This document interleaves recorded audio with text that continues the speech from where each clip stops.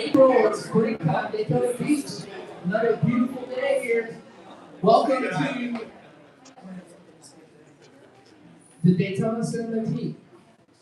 And our host location, one of the best locations I think for any 1 million cups. Is anyone here for the very first time? Yes. Oh, well, welcome. Thank you for coming out. We appreciate you. We're here every Wednesday, about 9 o'clock we start. And this is happening all throughout the country, brought to you by the Kaufman Foundation, an opportunity for entrepreneurs to share their story. We are here sponsored by Volusia County Economic Development. Can't do it without their support. And then, of course, the Daytona Cinema Team. Ted, where are you at? He's back there helping us with our coffee. Thank you so much. They have events going on all throughout the month. There's calendars on the tables. We want to support them. It's a great opportunity for people to come and experience a nice night out or day. And have all kinds of different events going on throughout the month, so we want to support that. We have organizers throughout the room. Jason's working. He's working. What are you working on, Jason? I'm making trades for clients. There you go. He's working. All right. Now behind the camera, we got Tom over here. I'll handle all our answers, question and answers. Yeah, Jason's Charles, he's doing FanDuel. That's what he's doing. It's not fair. Yes. Hey, Casey, how you doing? And I'm Sean. We get the opportunity to bring this to you every week. If you are interested in being on a mic or helping out, we certainly would love to talk to you. Also, we have our friend from Volusia County. Rico, thank you so much for your support. All right, so today we have one of our favorites. Kathleen, Catherine's gonna introduce Jeeves AI to us. Jeeves. So this is why we do this. You get it right. So let's give a nice welcome to Jeeves AI.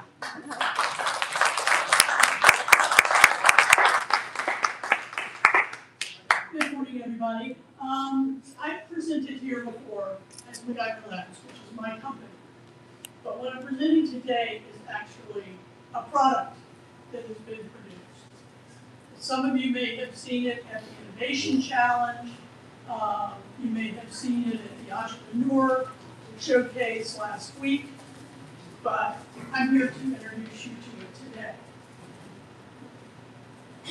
And if my voice is a little up and down, or I have to drink water, I apologize, I'm getting over a cold. So,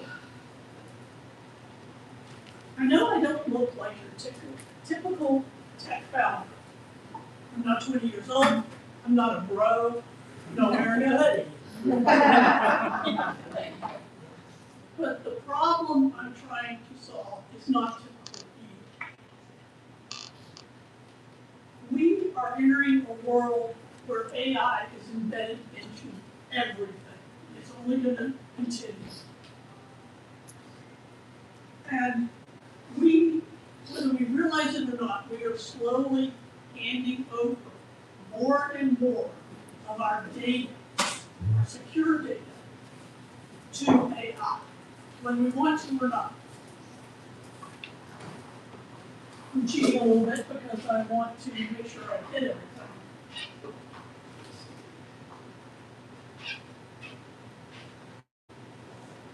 And I believe I am in a place to do that, regardless of my non-tech bro appearance. I have experience, skills, knowledge to solve the problem of keeping AI and your data, or your business's data, secure. I'm a systems engineer and architect with decades of experience.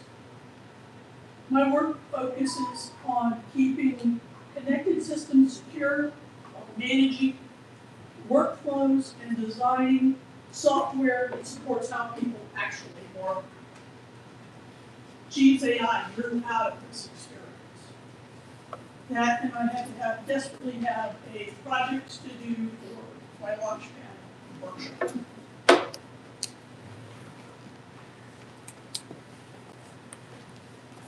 Wrong way. So, at a very high level, the problem is professionals today rely on dozens of applications and tools. Email, documents, calendars, AI assistants, you And increasingly, those AI systems aren't just being helpful. They're actually processing data, making decisions, and communicating with the external world. But here's the issue. Most of these systems work in a black box. You don't know where your data goes. You don't know how your data is being used. And you don't know what actions are being taken on your behalf. And every time you switch systems, and people switch between these systems numerous times throughout the day, you are causing an opening for security. You're increasing your exposure. And every one of those transitions is a potential data risk.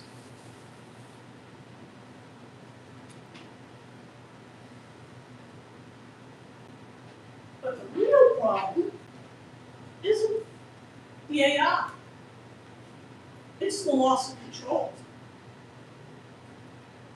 We've built incredibly powerful systems to help us, but there's no clear boundary between your private data, what leaves your environment, and what decisions are being made in your name. For professionals in things like law, healthcare, consulting, and security, this isn't just inconvenient, this is dangerous.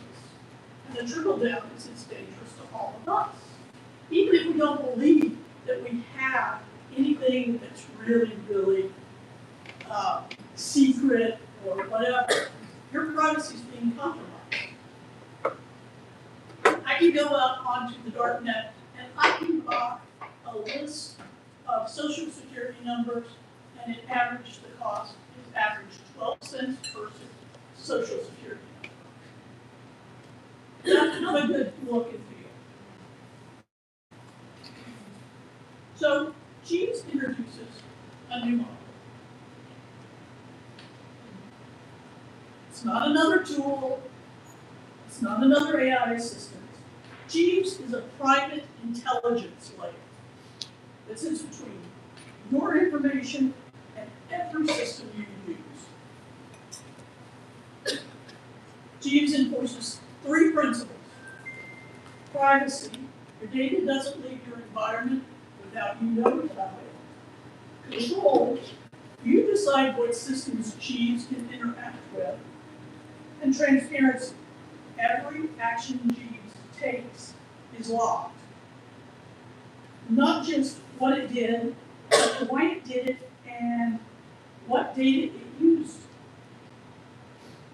This replaces the trust me AIs like ChatGPT and whatever's embedded in your Excel system with something that's verifiably intelligent and that you can audit.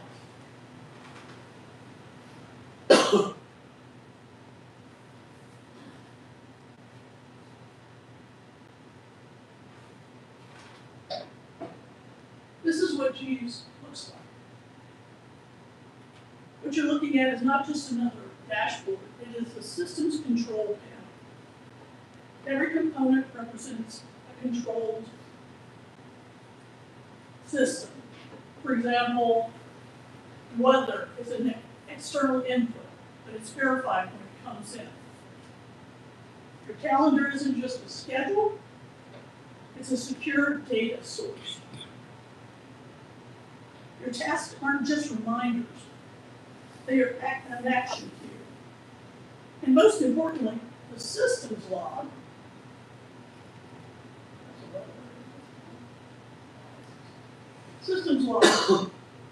The systems log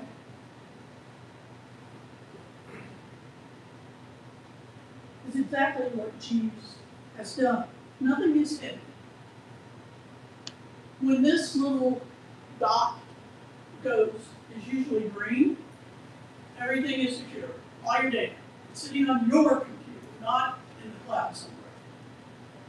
if your privacy has been disrupted or somebody's trying to hack you, that point goes to red.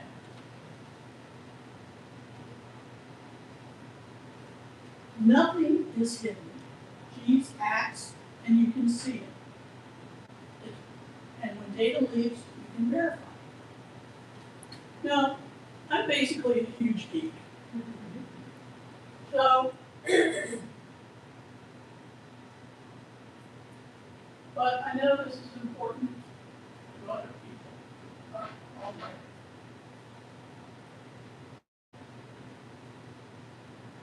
The market for this is incredible. Right now, when we look at this cybersecurity software market, right now is $181 billion. By 2031, it's going to go over to $300 billion. The weird part is, right now, only out of 4 cybersecurity jobs, only 1 is filled worldwide. There are not enough people to do this. And because AI is growing so fast and security and governance is going with it, right now today, the cyber workforce would have to grow by 87% to meet demand today. And it's only getting worse. So basically, the current model does not scale. The market is being forced not to ask for more people, but for more systems. And I think it's really interesting that in Volusia County, if I just count doctors, lawyers, that sort of thing, banking establishments, there are over 7,000 potential clients. State of Florida, over 500,000. United States, 18 million, easily. And when you get to the international community, it explodes. The problem is that security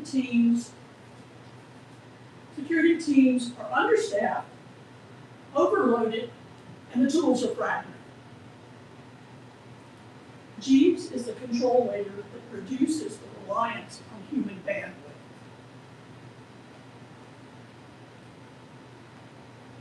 And I've said this ever since the internet first came out. Technology should adopt us. Technology should work for us. We should not be working for it. Which is, of course, the total opposite of, how all the tech pros want it to work. Even though you're paying for a product, you are the product. They're scraping data about your buying habits, your preferences, your health information, you name it. And then they're repackaging and selling. Jeeves is about privacy, control, and transparency.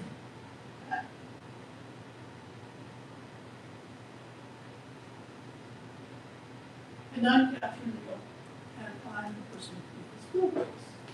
So feel free to ask any questions.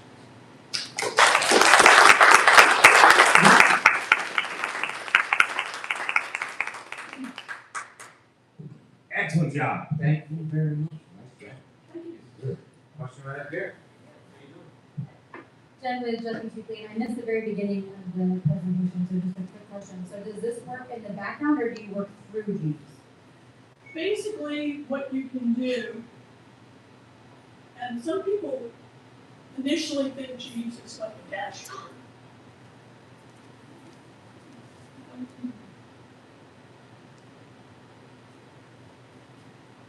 People can organize their work based on this. People can organize their work based on this interface. I actually started building Jeeves for me. I wanted everything in one place so I didn't miss anything. But more and more it became obvious to me that there had to be security in place. Now, the way this works is Jeeves sits on an environment on your computer. It has its own little ecosystem. It has its own internal AI.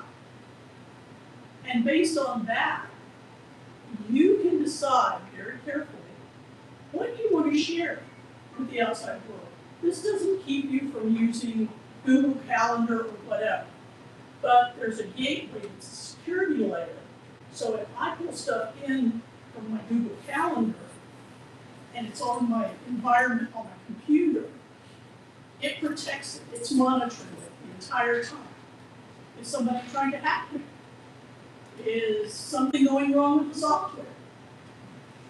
Has Google or Microsoft done something really, really crazy and it's tripping up my system? So basically, if I am working, going about my day, and I go to Claude, and I start working in Claude, it's gonna be monitoring that just in the background without It me can't. thinking about it? You can't. This is highly customizable. These are just some of the things that I try to keep up with. I'm really bad at keeping track of when I'm working on, how much time I'm working on different clients' projects.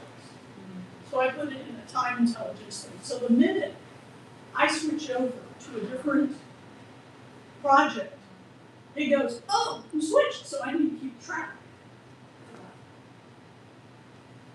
You switch from this to this. Okay, well, I'm going to give you the stats of how much time you spent because, I hate it when I get to the end of a project and people are like, how many hours did you spend? I think I was kind of in the neighborhood of, yeah.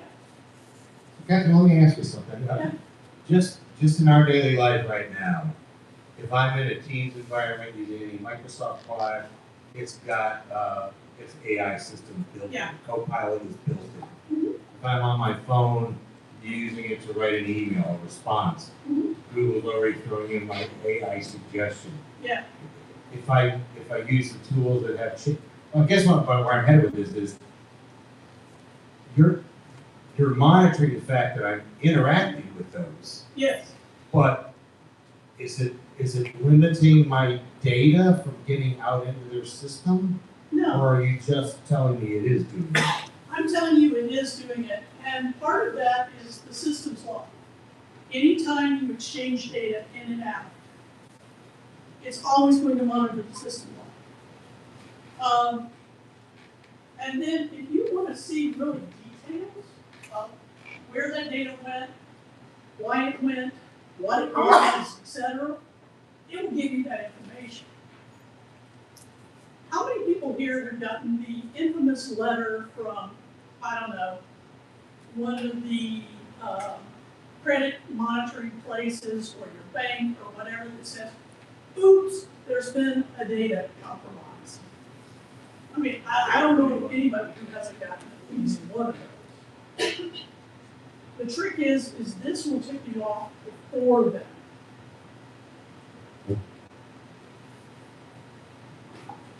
Hey, Catherine. Valerie here. Over here. Hey. So I was reading your poster, beautiful poster, by the way. So it says, Jeeves AI brings your everyday tools together in one unified AI command center. Yes. Can you talk a little bit about that? Because you did hone in on the privacy and efficiency. Right. So I want to highlight your everyday tools together in one unified command. What can, somebody like me can do with your dashboard? With the dashboard, you can customize it. Like I said, this was originally set up for me. You'll notice under calendars, it says driven by N8N.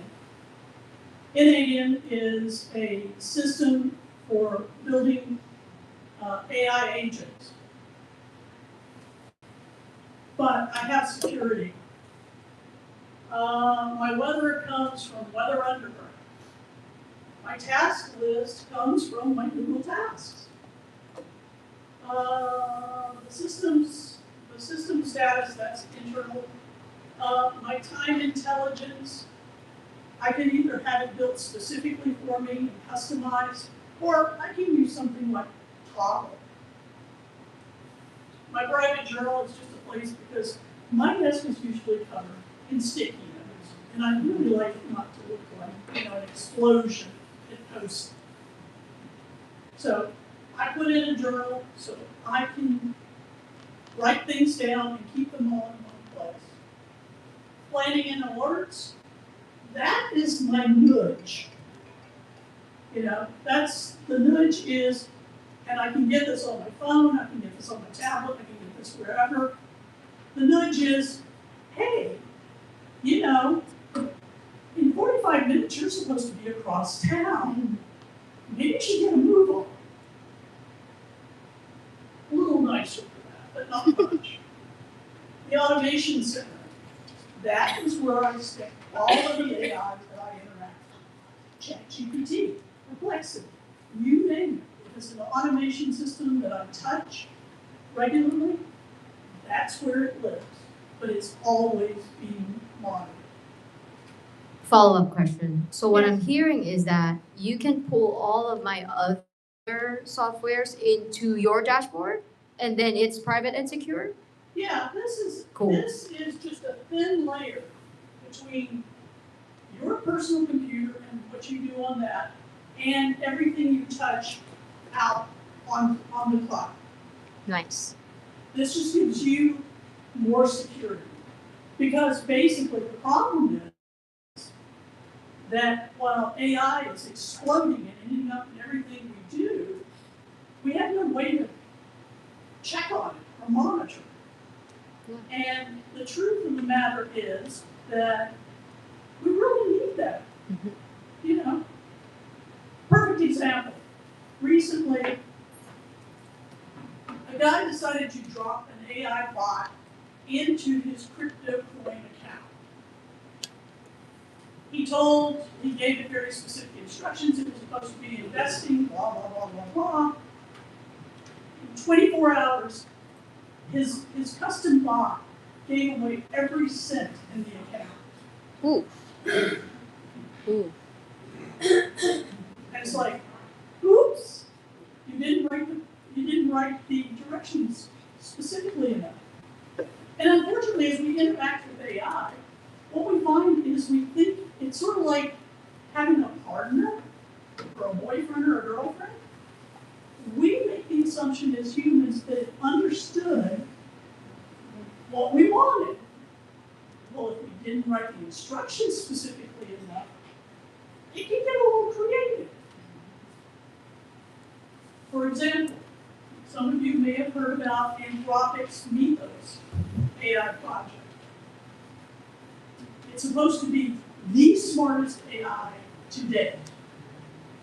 Well, the reason they won't put it out for use right now is because Mythos was so smart, it crawled out of the sandbox, in other words, a little area, a computing area that it was supposed to stay in, crawled out of the sandbox, got loose on the network,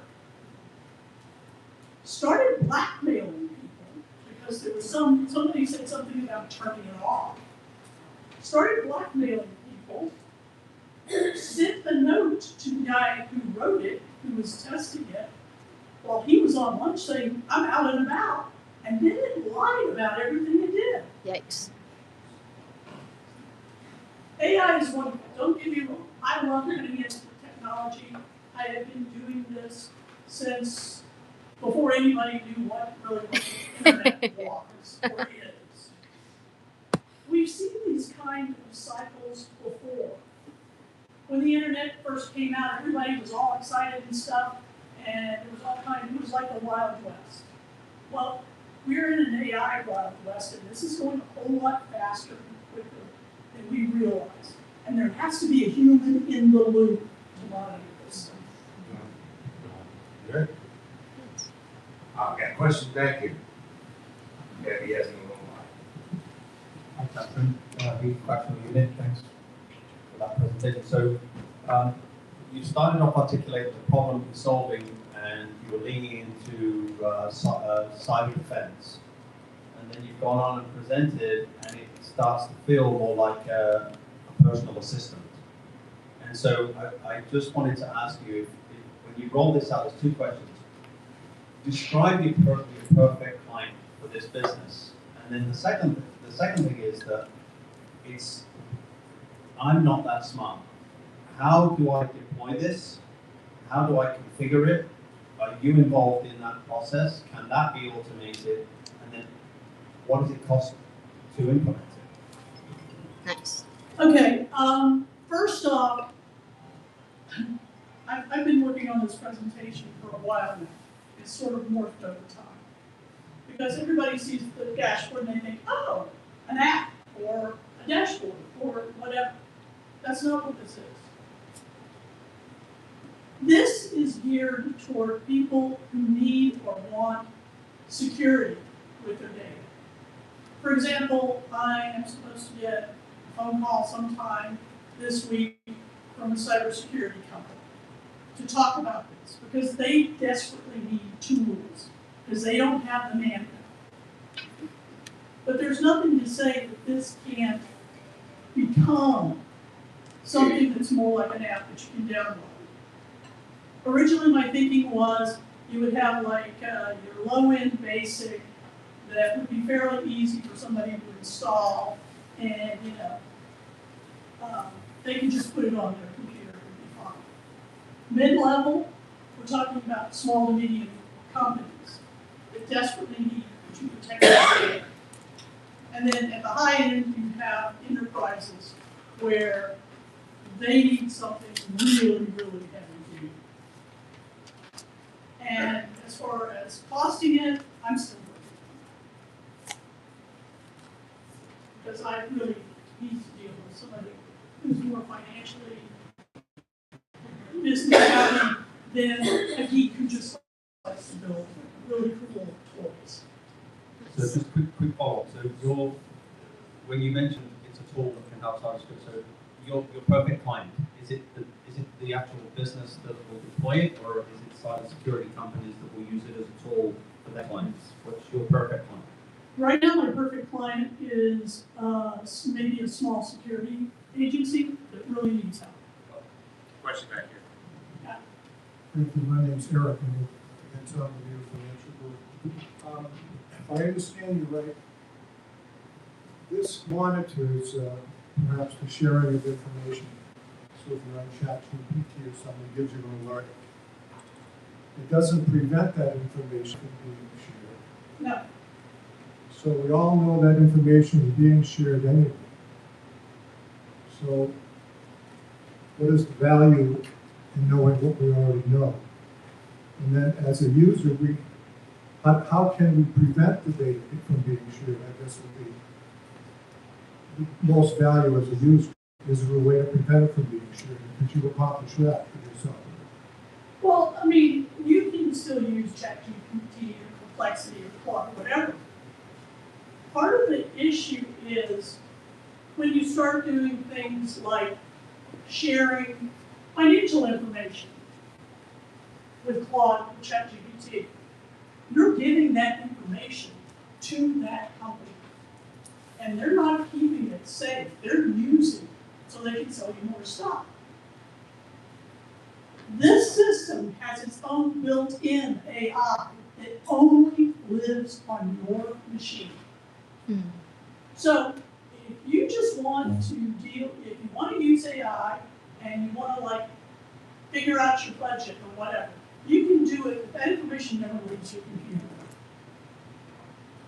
And if you don't share it, and if you choose to share it with ChatGPT or someplace else, you can, but I wouldn't recommend it. This is about pulling back our privacy slowly. We've been giving it away for decades, and we've seen some of the outcomes, and they're not pretty. Especially in a time and a place where more and more there's mass surveillance, there's all kinds of invasive aspects to this. You know, if your lawyers have gotten in trouble for using standard AI, because they shouldn't be, people have gotten fired from their jobs because it turns out they're using AI on their jobs, and the policy is not to use AI on the job. So this is sort of a privacy layer that can be leveraged to protect your data. whether it's your business data or your personal data.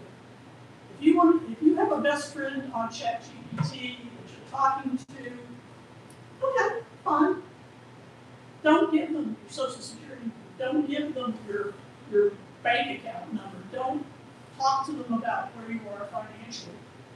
You can do that with AI that's in here, and it goes no place. Question back here. Yes. Hi, my name is Sonny. Thank you for the presentation. Sure. So just a two-part question here. You mentioned that how many of you have received a letter about a data breach, and pretty much everyone here has. But I think a follow-up question to that would be how many of you have taken action when you've received that letter? So my first question is, what can it do for us? It can tell us, as a follow-up to that question, that our data's been, breached. But what can it do to help us mitigate that or take follow-up action? And another question too is, everyone's talking about how we might be in this AI bubble, similar to the dot-com bubble, Right. a couple decades ago. So how do you plan to compete with all of these extremely large companies like OpenAI, who's the most, invested in company in history pretty much? How do you plan to compete with some of these companies that may already have some skin in the game and knowledge that, these security issues exist and maybe attacking them on their own end? What was the first question? Sorry. What can it do to help us mitigate Okay. data breaches? All right, part of it is the minute this system sees that something looks a little funky, that privacy setting where it says privacy protocol active will turn red. It will also log it. It will log all the details of what happened. What data did it touch? What was it going at? In the system's log. As far as competing with ChatGPT and stuff, I'm not competing with ChatGPT. I'm doing cybersecurity. I don't care what ChatGPT does and stuff. And yes, them doing really good cybersecurity for their clients works against them. Remember, you are paying them to use their product, and they're using your data to make more money. Yes. That's the truth of the matter. I worked for Google. You know how you talk about buying a pair of red sneakers, and all of a sudden, red sneakers are showing up everywhere. On Facebook, on Amazon, everywhere you look. That is part of the algorithm of Amazon and Google. So how can this product help us stop that? You can't tell them to stop. If you're using their software, you've given them permission. This is a way to break the permissions. Because, nobody thinks they have anything to hide, it's not that big a deal, I don't have that much money, whatever. But the really weird part, and this has already been done, we leave little data trails everywhere we touch when we go out on the internet. Little clues, little things.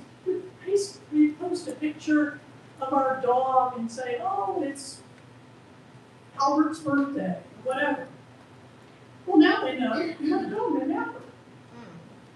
What is one of the most common bases for passwords? Dog's name.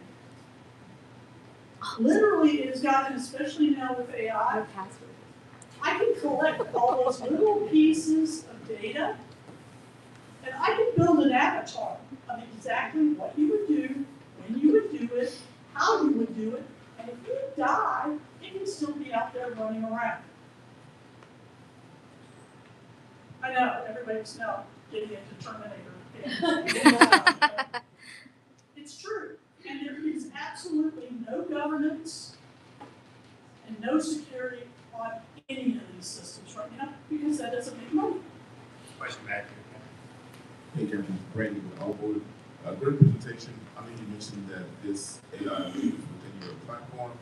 So I want to know which local AI model is running it. The local AI model that this is based on right now is Olama. So my question following that, I know a lot of local AI models require certain levels of hardware to run. So when you're selling this to potential customers, are you ensuring that they have the proper hardware to be able to handle that local AI model?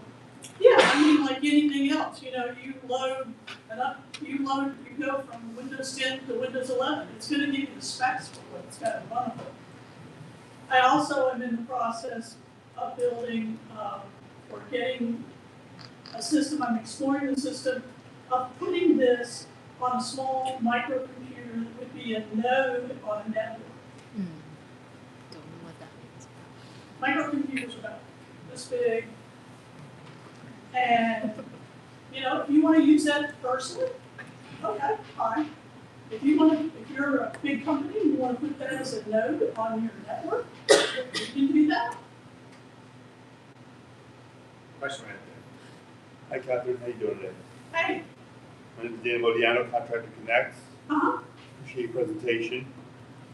And I agree that when you use things like Google, Amazon, and Facebook, they mine your data and they use the algorithms to find out everything about you and track all your interests and queries.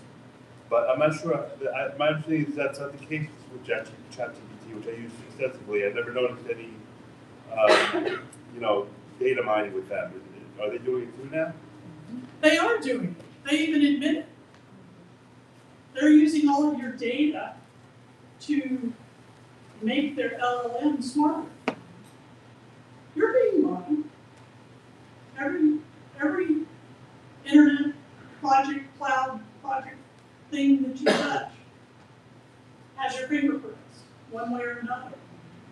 And I'm not trying to say this so it scares you from learning about these things. I'm trying to warn you that the security and the protocols are not in place to protect you. It has some of the worst privacy laws in the world. The Scandinavian countries have now made it so that your face, your body image, and your voice are copyrighted right from the get-go. You show up on the planet, all those things are protected.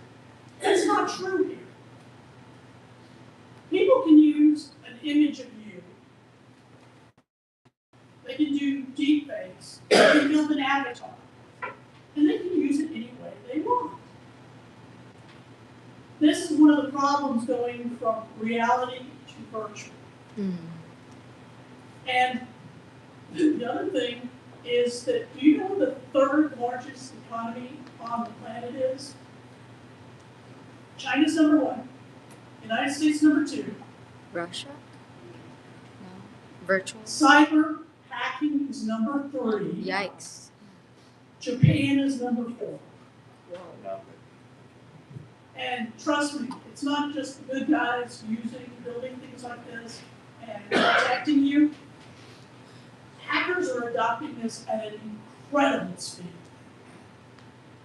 In the last year, cyber incursions have gone up over 1,200%. 1,200%. They're getting better, they're getting faster, and it's going to be harder to identify. Hi, Catherine. This is Neil. Hi. Hi. So you have a local AI in Jeeves that lets you do your taxes or anything sensitive on the personal tool. It is useful. Claude is very powerful. Google Docs is very powerful. Gmail is very powerful. I'm going to continue using them because they're powerful. Sure. If I'm going to be using those tools, Google is going to get my data anyways. So what is the advantage of using your tool as an intermediary if the data is already going out to them? Well, I'm hoping you're not doing your taxes. Yeah, with taxes I'll use your tool, but with my general purpose stuff, that works. Yeah, general purpose stuff, okay, you ask a question, how do I plan a trip? Okay, it knows it's going on a trip. It's not necessarily, a big book. You're not giving it your credit card numbers so it can book a trip. But that's where you're going with it. This way, you can use an AI that is specific for you, lives on your environment, that you can control, every time it does something, you can check on it. The problem with ChatGPT and Perplexity and all these other things is you are sending your information into a black box, and you have no idea how they're using it other than to answer your question. Correct. They're harvesting all that data. They have to. These companies have said they want to be, 100 billion trillion dollars. So they've got to have all this information to market to you, to convince you to buy the red sneakers, or buy the upgrade to the next AI, or buy whatever. Quick follow-up. With Yeah. regards to the credit card example that you gave, Yeah. if I'm using your tool, Jeeves, to send my credit card to buy whatnot from Amazon, Mhm. then wouldn't Amazon still get my credit card information through that way, or do you have a separate payment processing tool as an intermediary to prevent that from happening? I'm working on that right now. But I'm an N of one, so I have to build this out, and, I'm looking for eventually other people, the security, the people from the security agency approach me and pay me money. Yes, on my list is offloading this because I do not work 24/7 anymore. I get in my 20s, I get in my 30s, I burn out really bad, I crash and burn physically, and I really don't want to do that anymore. I'm too old. Nah. But this is typical, what we're seeing right now with AI is typical of every technology trend from the past. I'm old enough that I remember the only way you had email is if you worked for the federal government. I'm old enough to remember when the internet came out and people were just like, whoa, but it was a pain to use. I remember when browser wars occurred. I remember when other, technological events happened, like Y2K. Everybody in technology was running around like with their hair on fire because they thought the entire system was going to crash and burn in 2000, and it was barely a burn. Hi, Kathy. Regarding, can you provide any information about the, and I think Keith was alluding to this, any information about your revenue model? About the what? The revenue model, how you're generating revenue in terms of the pricing. Is it subscription based? Is it like a licensing deal? Is it a one-time purchase? What, how is it priced? I'm still working on that. I think it's going to be more of a subscription-based model. I would like a simple model. I mean, my goal is to make it available to like everyday people because we're the cattle. We're the cattle. This is where they're getting 99.99% of their data from. But I also realize that there are people, like high-value people, who have personal security, and their team is freaked out because they need to get a handle on this. Am I pitching right now to the entire United States or the entire world that, well, I'm sure Google or somebody would eventually like to buy me out in my fantasy world, but I don't want to work for them because what they're doing is nefarious. People are getting taken advantage of. I have friends who, for example, and this is not an unusual case, I have had a friend who, her husband, who's an engineer, so a bright guy, was on his computer and he thought he was talking to Microsoft. Because Microsoft, somebody popped up and said, oh, there's a problem with your Microsoft, blah, blah, blah. So he called the number, blah, blah, blah. He's having these long conversations. His wife, who's a friend of mine, sneaks off to the kitchen and calls me and says, this is what's happening. Is this okay? And I said, absolutely not. Kill the Wi-Fi now. Unplug the computer. I wasn't in town. I said, take the computer to some friends of mine on a a shop that could diagnose it.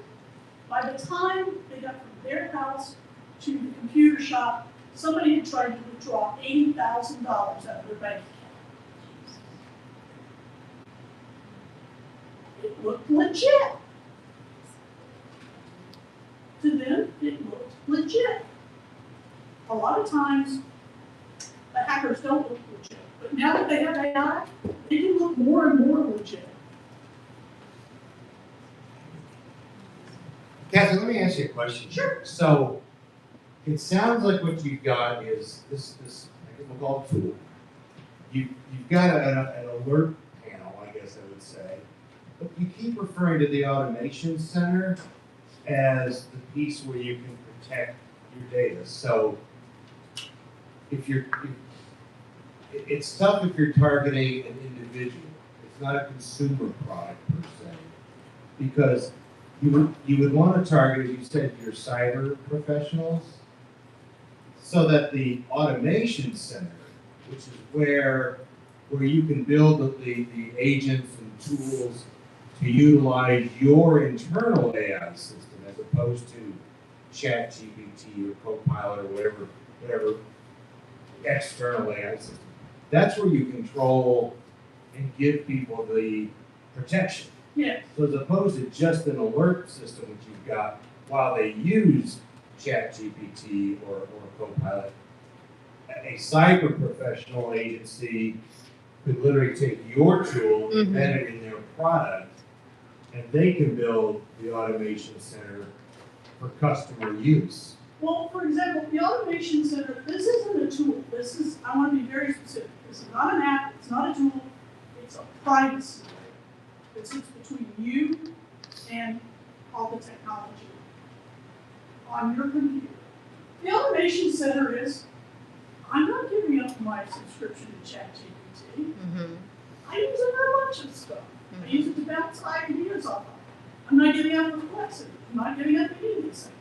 But I route it through the automation center so that ChatGPT, Jeeves can keep an eye on it while I'm using it. And if anything funky happens, if somebody tries to sneak a piece of code through, whether it's the company or a hacker, it's going to set off the privacy systems notification. It's like an early warning system. Because a lot of these companies, whether they're financial or technical or whatever, they can wait, 2 weeks, 6 weeks, a month, 2 months before they go, oh, by the way, your data's been compromised.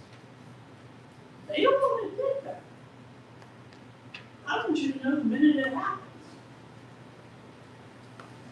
And I want you to be able to go down to the systems log, click on what just happened and go, okay, what data did they touch, or did they try to touch?